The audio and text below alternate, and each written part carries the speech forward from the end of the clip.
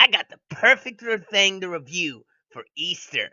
Unless you're watching this after Easter, then this whole intro is just kind of mute and point. Oh, I should have thought this out better.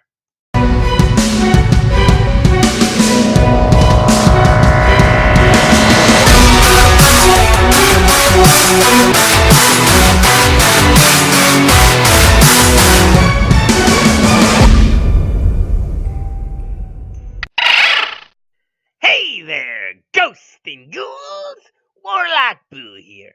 Today, I'll be reviewing the new game Yoshi's Crafted World. Now, what is Yoshi? And if you're asking me that, then I feel very bad for you watching a gaming channel and not knowing who Yoshi is. Yoshi is the little green dinosaur Mario rides.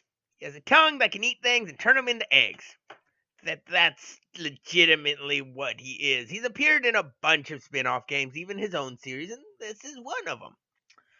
Now, Yoshi's Crafted World is a lot like Yoshi's Woolly World, within gameplay mechanics and a bit of the look-wise. Sorry, my voice is really hoarse today and very like feeling because of my allergies, and I got a bad cold on top of that.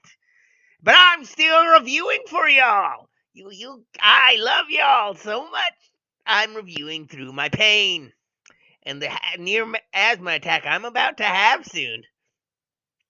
But Yoshi's Crafted World plays a lot like Yoshi's Woolly World. Even the Yoshis look very similar, and the storyline has a similarity to it.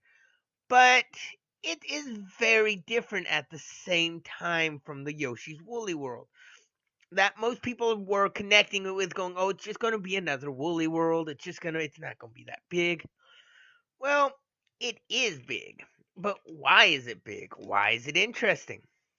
Well, the game itself, you'd figure would be a very easy game, but it's a little more difficult than you'd think. The play itself uses its mechanics in a way that you have to learn and master them, but you get to the points that are harder by the time you've mastered them and learn a new technique. And neat little abilities that each little world gets you to learn and master. That way, by the end of the game, you are a master at this game. But at the same time, the learning curve is not that bad.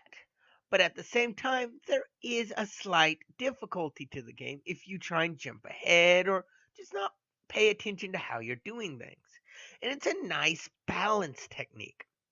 This game is actually harder than something, say, Mario Odyssey. I wouldn't say I like it as much, but it is more difficult. And that's something a lot of people weren't expecting. Me, myself, I wasn't expecting any difficulty in it, but it can get a little difficult in parts. And the game itself, graphically, is gorgeous. Everything looks like it's made out of, like, dioramas and paper mache and handcrafted. You wouldn't think this was something someone made on a computer. It looks like it was made by hand. And because of that, it's beautiful. It's gorgeous. All the backgrounds pop and are interactive. You can throw eggs at the background to activate things or get coins and secret flowers. And it is so gorgeous. Gameplay is really solid. Story is a nice basic story. The Yoshis have these stones that grant your heart's desire, your dreams. And baby Bowser wants it. Not Bowser Jr., baby Bowser. And he tries to steal it, breaks the stones. They all got to find him, put it back together, and at the end, fight baby Bowser after he's claimed all the stones and got his heart's desire. The game story is nice and basic, but with a lot of twists and diversity in the worlds and some very uniquely fun boss fights. Where does this game suffer? The music. The music's just noises like that. And I'm guessing they're trying to give it this homemade look, but it's just awful. Couldn't you have gone with some nice background like kitty music or something? I mean, why do you gotta make these weird noises and super basic sounds for your music. It just, as a grown adult, it's kind of annoying. Does this game suffer in any other degree? Well, there is one. This is more of a personal option, but there is a multiplayer in this game. This multiplayer allows two people to play simultaneously at the same time. Great! Sounds awesome. Works good in Mario, right? Not right. You see, I have two kids that tested out multiplayer for me. I watched them. I did it with my wife. Me and her had fun. But my two kids, 8 and 6, they could not dang cooperate in this game. It started straight up fights. They were about to brawl each other in the middle of the bedroom because they were getting so mad at each other on this game. You stole my egg. I was going to go. Why'd you run ahead? Why'd you do this? Why aren't you saving me? Why did you? Ah! They argued so much with this game. Oh, the multiplayer definitely needs a little work. You're making two kids argue in a cooperative game. You need some work on your thing. It really should have done that. One person gets too far ahead. Split screens or something. Do the Lego way. Would have solved me some major headaches. Oh, I rented this from Gamefly and I had to send it back. Not because we didn't like the game. We loved it. But they argued too much with it. Now, what else does this add? Instead of having different styles of Yoshis, you only get the certain colors to pick from, but you can unlock costumes by earning coins. When you earn the coins, you get these weird little vending machines that drop out a pod, and they come with different costumes. Each world has their own sets. You can win different costumes, different rarities for some reason, even though it really doesn't change how you earn them, but they got different rarity values. Nice little thing for kids. And the costumes add an armor effect, and like 4 hits, they're gone. But it's a nice extra boost of health that kind of makes the game easier, especially for little kids. And some of these costumes are neat and have some nice amiibo functions, such as if you put Bowser on, you get a little Bowser costume, you can get a little Mario costume, and the costumes are nothing great. They just look like they're made out of tinfoil and cans and stuff. But some of them are funny, like the trash can. You duck while you're wearing it, and it looks just like a trash can sitting there. It was funny. It was cute. It was goofy, and it matched perfectly.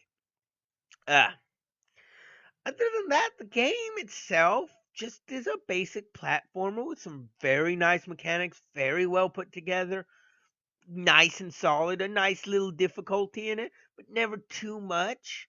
It's a great game. The only thing I would say is the music in the co-op needs a lot of work, especially that music.